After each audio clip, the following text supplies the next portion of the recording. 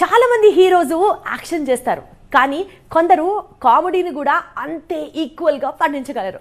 అలాంటి కొంతమంది హీరోల్లో మాస్ మహారాజా రవితేజ ఒకరు. ఈసారి తన నెక్స్ట్ సినిమాలో ఫుల్ టు ఫుల్ కడుపు చెక్కలేయేలా నవ్వించడానికి రెడీ అవుతున్నాడు. దీనికోసం జాతిరత్నాలు డైరెక్టర్తో జతకట్టబోతున్నాడు. మరి ఆ సినిమా విశేషాలేంటో ఎప్పుడు చూద్దాం.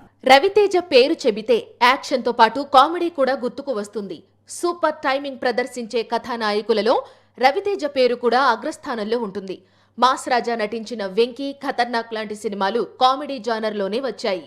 కామెడీ జానర్ మూవీస్ రూపొందించే దర్శకులు తక్కువైపోతున్న టైంలో అనుదీప్ కేవి జాతిరత్నాలతో నేనున్నానంటూ దూసుకొచ్చాడు.